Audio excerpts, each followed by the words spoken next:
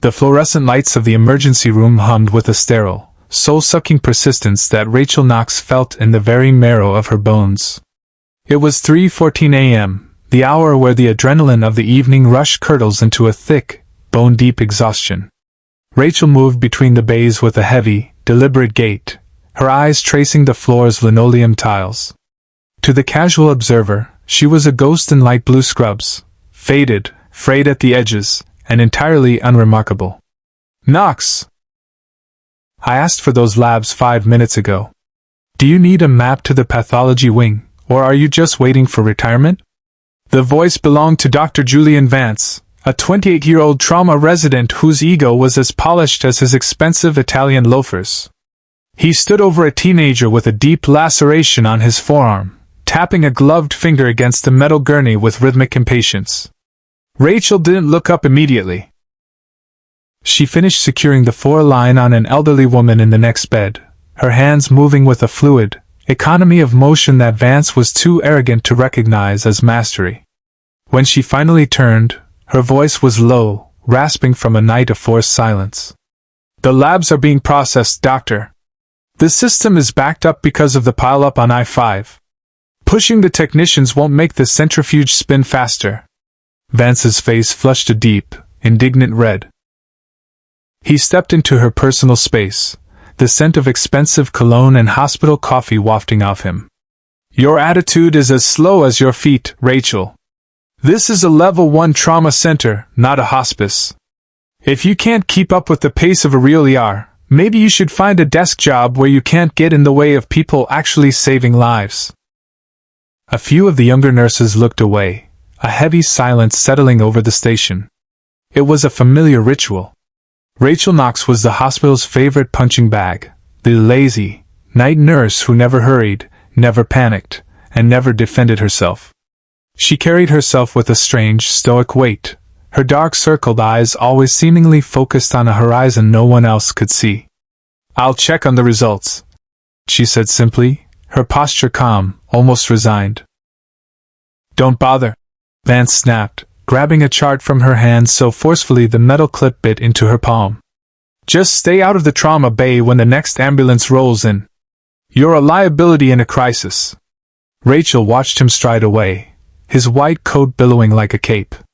She didn't feel the sting of his words. She had been called worse by men who held the power of life and death in their hands in places Vance couldn't find on a map. She looked down at her black tactical smartwatch, the only piece of equipment that didn't belong in this sterile cage. The second hand ticked with military precision. She felt the old itch in her fingertips, the muscle memory of holding a scalpel in the back of a vibrating transport plane, of stitching arteries by the light of a chemical glow stick while the world exploded around her. But here, she was just a slow nurse. She was the woman who stayed in the shadows to keep the ghost buried. She turned back to her elderly patient, tucking a stray lock of hair behind her ear. "Don't mind him, Mrs. Gable," Rachel whispered, her eyes suddenly sharpening with a brief, terrifying intensity. "Some people think the loudest person in the room is the one in control. They usually realize they're wrong when things actually start to fall apart." Outside, the wind began to pick up, rattling the heavy glass of the ambulance bay doors. Far in the distance, a low, rhythmic thumping began to vibrate through the pavement, a sound Rachel recognized before it even registered in her mind. It wasn't an ambulance. It was the heavy, aggressive beat of specialized rotors. The midnight grind was about to end, and for Dr. Vance, the world was about to get very, very loud. The vibration didn't just rattle the windows. It settled into the floorboards, a rhythmic thrumming that made the saline bags in their stands dance. In the ER, the frantic energy of the night shift died instantly. Dr. Vance stopped mid-sentence, his brow furrowed as the sound of heavy rotors drowned out the hum of the overhead lights. Through the glass of the ambulance bay, the darkness of the parking lot was suddenly carved open by the piercing, white-hot glare of high-intensity landing lights. A black armored transport vehicle drifted to a screeching halt just feet from the sliding doors, the tires smoking against the asphalt. Before the security guards could even reach for their radios, the back doors of the vehicle flew open. 6 men in full black tactical gear flooded into the hallway. They moved with a terrifying, synchronized grace, helmets, night vision goggles flipped up, and rifles held in a low-ready position that signaled absolute intent. The hospital staff scrambled back, diving behind the nurses' station or pressing themselves against the walls. "Who is in charge here?" Dr. Miller, the hospital director, rushed out from his office, his face pale as he smoothed his tie with trembling hands. "This is a medical facility. You can't just—" The lead operator, a man whose presence seemed to suck the air out of the room, didn't even look at him.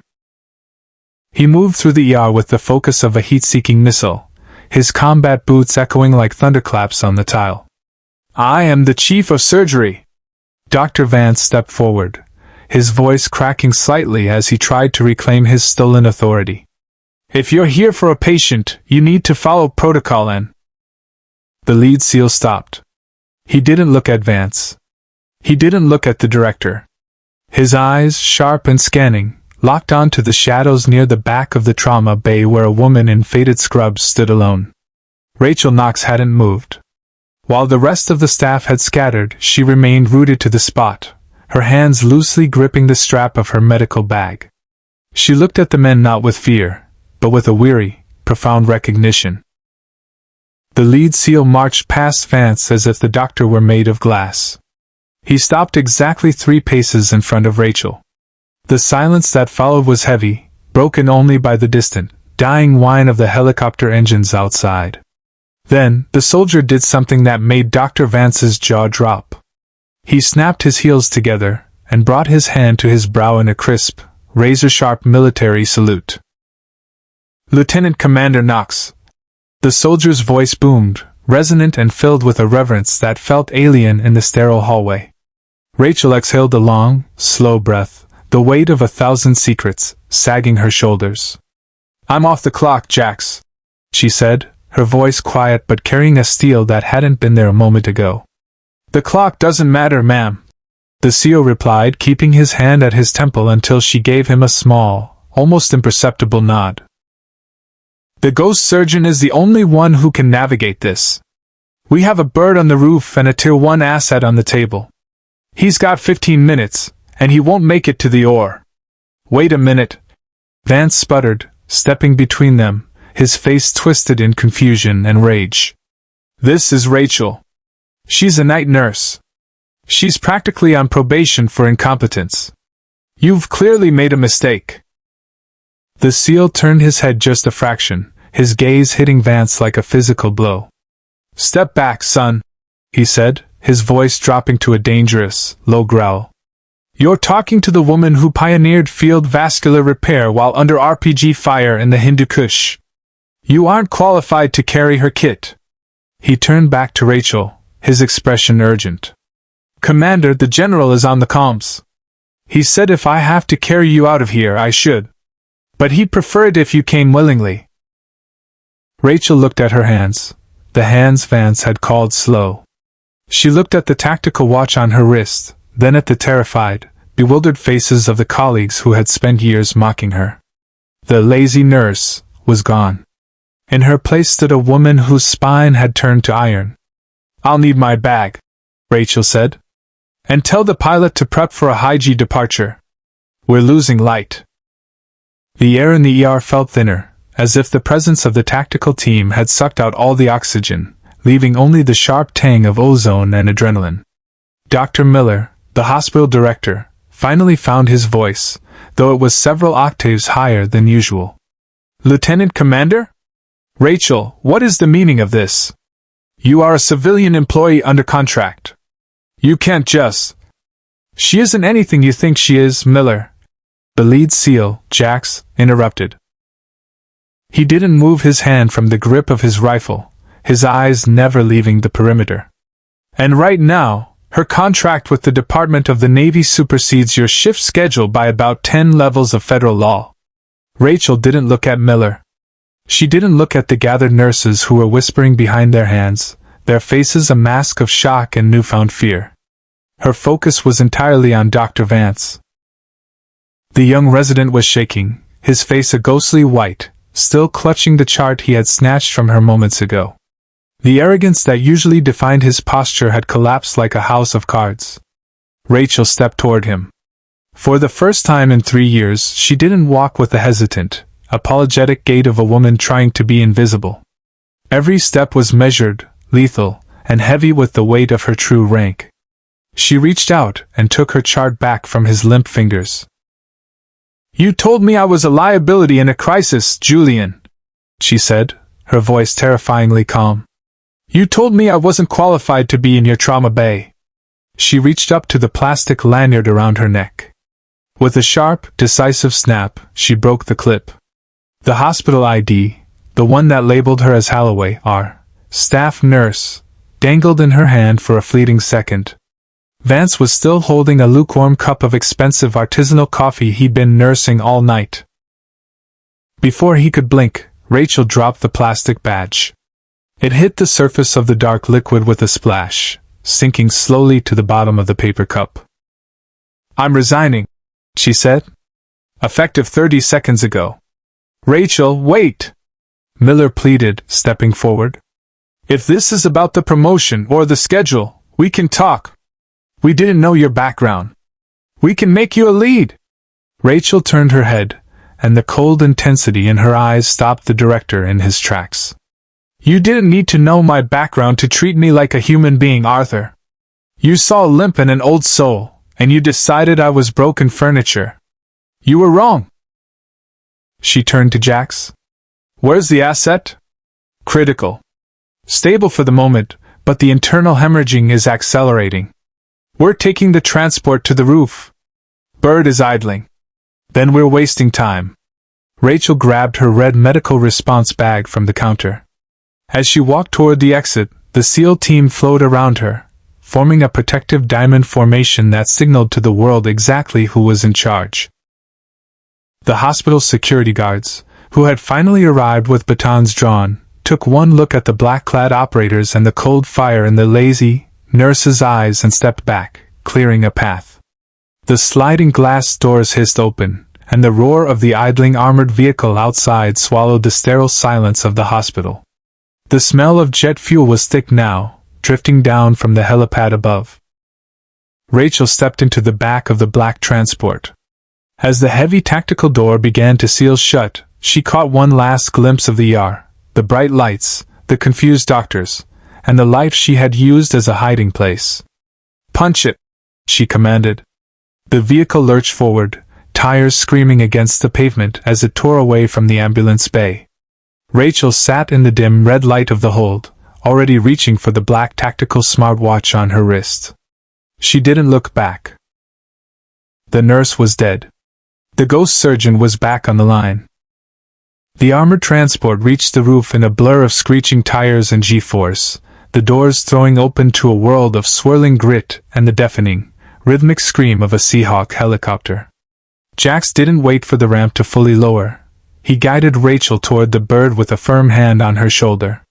As the skids left the hospital roof and the city lights of Seattle began to shrink into a tapestry of glowing embers, the cabin settled into a tense, vibrating hum.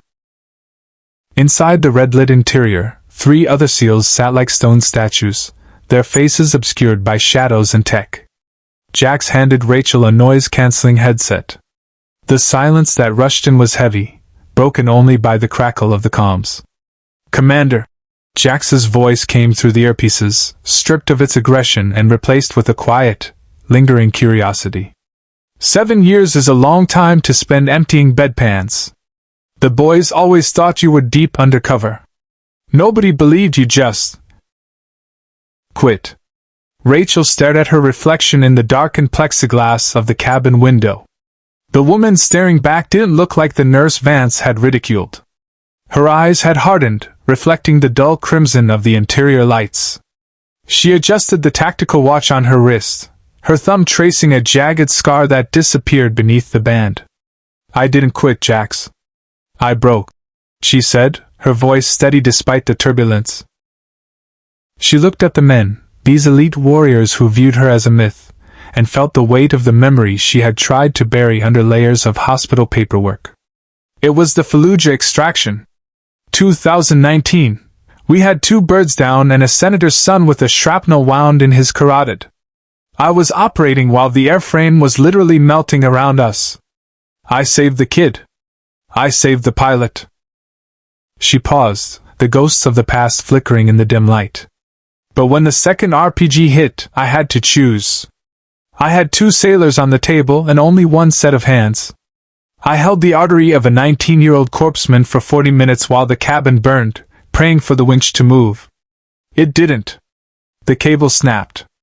I watched him fall, and I was the one who had to tell his mother why I let go. The seals remained silent, the only sound the thrum of the rotors. In the world of special operations, there was no comfort for that kind of weight, only the recognition of it. The Navy gave me a medal and a medical discharge for the leg, Rachel continued, her voice dropping to a whisper. But I couldn't look at a surgical suite without seeing that kid's face. So I went somewhere where no one expected a miracle. I went somewhere where I could be slow. Where being lazy was a shield, because if I didn't try to be a hero, I couldn't fail anyone ever again. The general didn't call you because he needs a hero, Rachel, Jack said, leaning forward until his visor caught the light. He called you because the man on the table tonight is David Ricks. He was the one on the winch that day. He's been looking for you for 7 years to tell you that he didn't fall because you let go. He fell because he saw the fire reaching the fuel lines and he unclipped his own harness to save the rest of you. Rachel's breath itched. The world seemed to tilt more sharply than the aircraft. The ghost wasn't just a legend of skill, it was a haunting of her own making. He's the asset? She asked, her voice trembling for the first time. He's the asset, Jax confirmed. And he's got a bullet in his chest that's currently dancing on his aorta. You're the only one who knows his anatomy well enough to pull it out in the dark. Rachel reached into her bag, pulling out a pair of surgical gloves. She snapped the latex against her wrists, a sound like a gunshot in the cramped cabin. The resignation was gone. The nurse was buried. Get the general on the line, she commanded, her eyes burning with a cold, reclaimed fire. Tell him the ghost is inbound. And tell the pilot to stop babying this bird. We have a debt to collect. The transition from the cool, high-altitude air to the sweltering heat of the Devil's Punch Bowl was violent. As the Seahawk crested the jagged ridge of the Cascade Mountains, the horizon ignited. Below them, the deep ravine was a cauldron of fire and shadows, lit by the burning wreckage of a downed transport, and the erratic strobe of tracer rounds arching through the dark. 3 minutes to target!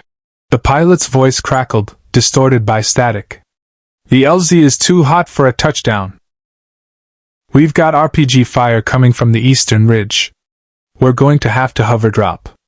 Jack stood, hooking his carabiner into the thick steel cable of the winch. He looked at Rachel, who was already tightening the straps of her medical pack. Her face was a mask of grim concentration.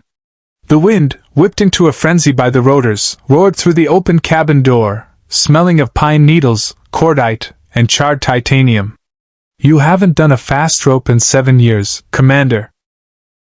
Jack shouted over the turbine scream. Your leg, can you take the impact? Rachel looked down at the ravine. Far below, she could see the flickering infrared strobes of the surviving seals, pinned down behind a jagged rock face. Among them was Ricks, a man she had mourned for nearly a decade, now bleeding out in the dirt because he had chosen to save her once before. The phantom pain in her leg, the ghost of her own failure, flared white-hot. I'm not landing on my leg, Jax, Rachel yelled back, her eyes locking onto his with a terrifying, piercing clarity. I'm landing on my soul. Lower the winch! The helicopter banked hard, flares shooting from its sides like dying stars to distract the heat-seeking missiles rising from the trees. Rachel stepped to the edge of the abyss. The world below was a blur of chaos, but she found the center of her gravity. She gripped the cable, the familiar friction of the braided steel against her gloves sending a jolt of electricity through her spine. Going down! The descent was a vertical blur. She plummeted through the smoke, the wind tearing at her scrubs, the ground rushing up to meet her like a solid wall. Tracer rounds hissed past her like angry hornets, one clipping the cable inches above her head with a metallic ping. She didn't flinch. She kept her eyes on the infrared strobe, the heartbeat of the mission. 30 feet from the jagged rocks, the winch jammed. The Seahawk lurched as an explosion rocked the air above, the cable seizing with a violent jolt that nearly dislocated Rachel's shoulders. She was dangling mid-air, a sitting duck for the mercenaries closing in on the perimeter. "Winch is fouled!" Jax's voice screamed in her ear. "Hang on, Commander!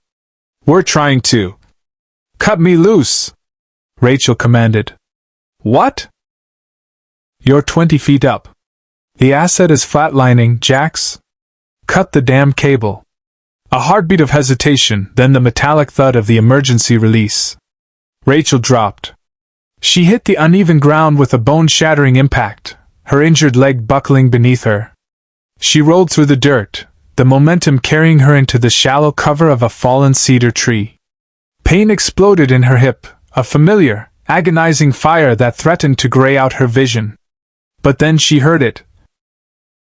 The wet, ragged gasp of a man struggling for air just yards away. She forced herself up, dragging her deadened leg through the mud, her hands already reaching for her trauma shears.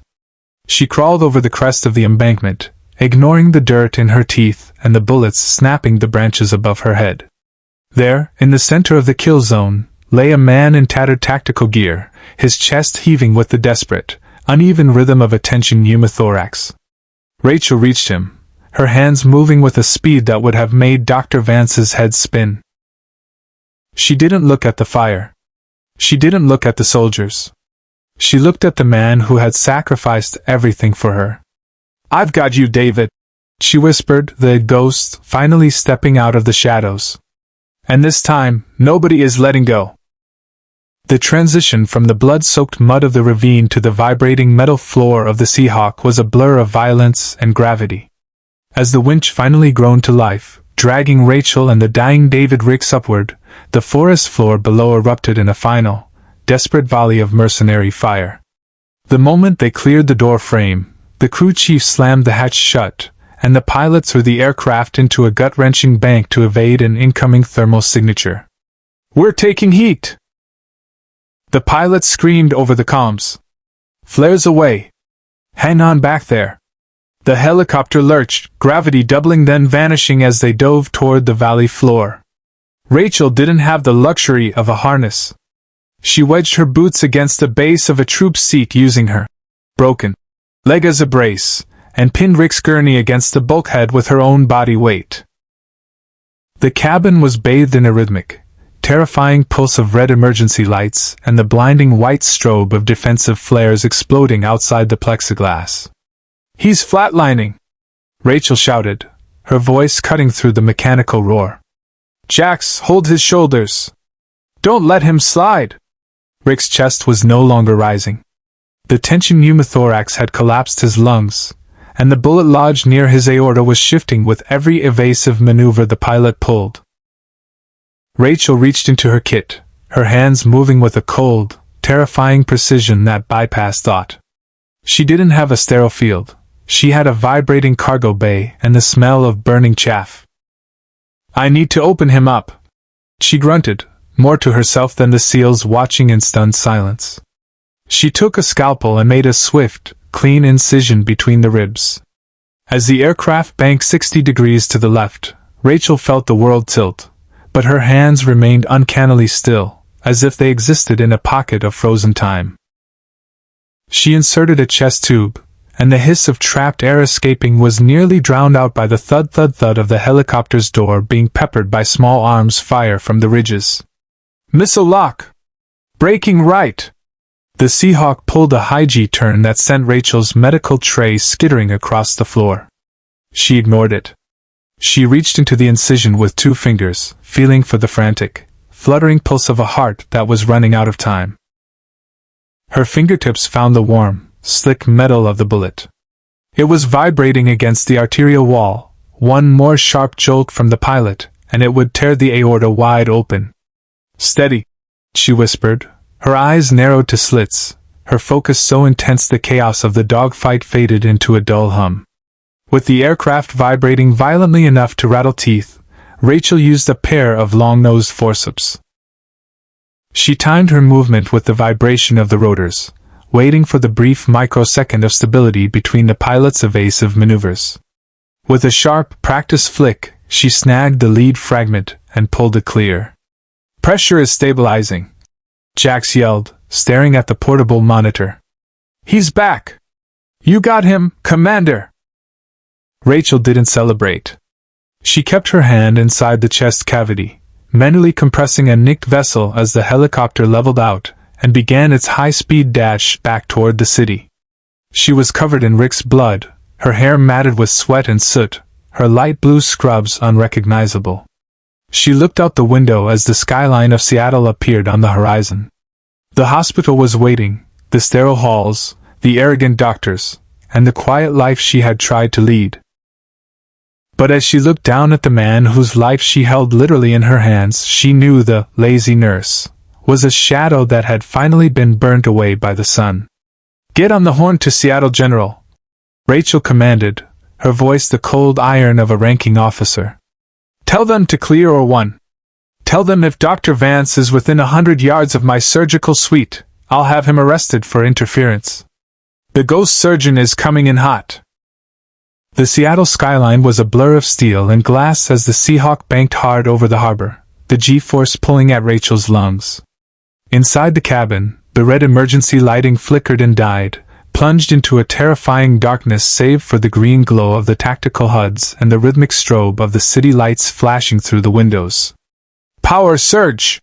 the crew chief yelled. "The onboard monitors are down!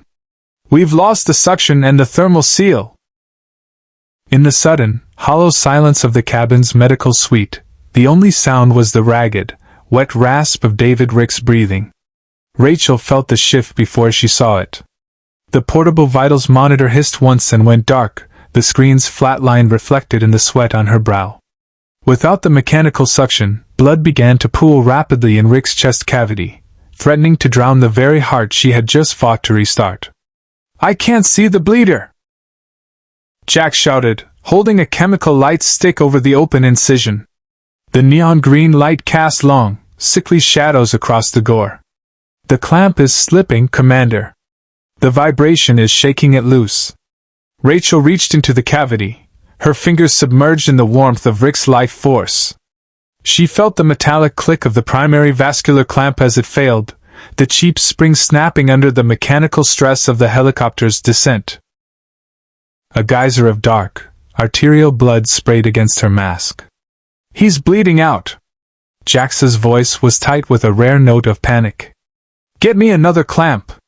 There isn't time!" Rachel barked, her voice cutting through the chaos. She didn't reach for another tool. She didn't wait for the equipment to be replaced. She plunged her bare hand deeper into the wound, her fingers tracing the slick, pulsing line of the descending aorta. She felt the tear, the jagged rent left by the bullet fragment. With the grit of her teeth, she pinched the artery between her thumb and forefinger. The spray stopped instantly. "You're holding his aorta closed?" Jax whispered, his eyes wide behind his visor. "The vibration will snap any secondary clamp we have," Rachel said, her voice dropping into a low, hypnotic frequency. Her arm began to tremble almost immediately, the muscles screaming as she fought to maintain the exact pressure required, enough to stop the hemorrhage, but not so much that she crushed the vessel. "I have to be the clamp. Jax, get the manual pump. Clear the field so I can see what I'm holding." The helicopter hit a pocket of turbulence, dropping 50 feet in a heart-stopping lurch. Rachel's shoulders slammed against the bulkhead, but her hand remained a statue inside Rick's chest. She was anchored to him, a human bridge between life and the abyss. The pain in her injured leg flared, a white-hot reminder of the day she had let go of the cable, but she leaned into it, using the agony to sharpen her focus. 10 miles out," the pilot radioed. "Seattle General is clearing the pad." "Hold it, Rachel," Jax urged, his hand hovering over hers as if he could absorb some of the strain. "Just 5 more minutes."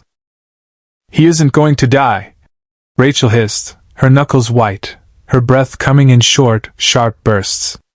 Not because of a broken spring. Not today! The cabin smelled of iron and sweat.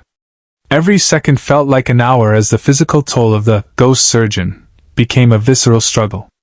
Her fingers were cramping, the cold air from the open vents numbing her skin, but she could feel the faint, stubborn thrum of Rick's pulse against her fingertips. It was a rhythmic plea for help, a message sent from the man who had once unclipped his own harness so she could live. She closed her eyes for a split second, visualizing the anatomy, her mind acting as the monitor the power surge had stolen. She wasn't a lazy nurse in a sterile hallway anymore. She was a force of nature, a biological machine of pure will. "I see the roof," the crew chief called out. "Prepare for touchdown." As the skids hit the hospital helipad with a jarring thud, Rachel didn't move. She remained hunched over the gurney, her hand deep inside the man who should have been a ghost. The doors slid open to reveal a crowd of stunned hospital staff, but Rachel only saw the path to the oar. "Don't you dare let go," she whispered to herself. "Not until he's home." The automatic doors of the Seattle General ER didn't just slide open, they hissed with the force of a breaching charge as Jax and his team surged inside. The lobby, which had been a scene of hushed confusion moments before, fell into a petrified silence. In the center of the formation was the gurney, and hovering over it, still submerged in the open chest of David Ricks, was Rachel Knox. She was a vision of carnage and competence. Her light blue scrubs were saturated with deep crimson, her face was streaked with soot and dried blood, and her eyes were fixed with a terrifying, predatory focus. She hadn't moved her hand by so much as a millimeter. "Clear the corridor!" Jax bellowed, his voice echoing like a gunshot off the sterile walls. "Life threat in progress. Move or be moved!" Dr. Miller and Dr. Vance stood at the nursing station, frozen in a state of clinical shock. Vance's face went from pale to a sickly translucent green as he saw the woman he had called lazy and slow just hours ago. She wasn't limping now. She was leaning into the gurney as the SEALs sprinted toward the trauma elevators, her body moving in perfect synchronization with the wheels, her arm acting as a biological shock absorber for the man beneath her. "Rachel?" Miller stammered, stepping into the path of the gurney. "What are you? You can't bring a contaminated field into my hospital." "This is a violation of every protocol we have." Jax didn't slow down. He placed a gloved hand on Miller's chest and shoved the director aside with the casual strength of a man moving a curtain. "The commander is the protocol doctor. Get out of the way." They reached the doors of OR 1, where the surgical team was already scrubbed and waiting, looking utterly bewildered. Dr. Vance, driven by a desperate need to reclaim his dignity, chased them into the scrub room. "Stop! I am the lead resident on call. Knox, take your hand out of that man right now. You're not even a licensed surgeon in this state, you're a—" Rachel finally looked at him. The intensity in her gaze was so cold, so profoundly lethal, that Vance actually recoiled. "Julian," she said, her voice a low, vibrating rasp that carried more authority than any director's order. "If I take my hand out, this man dies. If he dies, these men behind me will consider it an act of treason. Now you are going to scrub in, you are going to stand at my left shoulder, and you are going to hold the suction exactly where I tell you. If you speak a single word that isn't yes, Commander, I will have you removed from this building in zip ties." The room went silent. The lead anesthesiologist, a veteran who recognized the 1,000-yard stare of a combat medic, simply nodded. "We're ready when you are, Commander. Pressure is holding at 80/40. Let's get him stable." Rachel transitioned from the gurney to the operating table without ever breaking her grip on Rick's aorta. As the overhead surgical lights hummed to life, bathing the room in a clinical, unforgiving white, the ghost surgeon finally stood tall. The limp was gone, replaced by the rock-solid stance of a woman who had found her way back to the only home she ever truly knew. Vance stood at the sink, his hands shaking as he scrubbed. He looked at the woman he had mocked, now commanding a room of the city's top specialists with the flick of an eye. He saw the way the SEALs stood guard at the door, rifles at the ready, saluting her as the door swung shut. He realized then that he hadn't been dealing with a nurse who couldn't keep up. He had been dealing with a legend who had been waiting for a reason to come back. "Scalpel," Rachel commanded. The tray was presented. The legend was back. And in or one, the silence was absolute. The rhythmic beep of the cardiac monitor was the only sound in the recovery suite, a steady, mechanical heartbeat that signaled David Ricks was finally out of the woods. Rachel stood by the window, watching the first fingers of dawn stretch across the Seattle skyline. She was still wearing her blood-stained scrubs, though she had scrubbed the grime from her face and hands. The adrenaline that had sustained her through the mountain air and the high-speed surgery had ebbed away, leaving a hollow, quiet peace in its wake.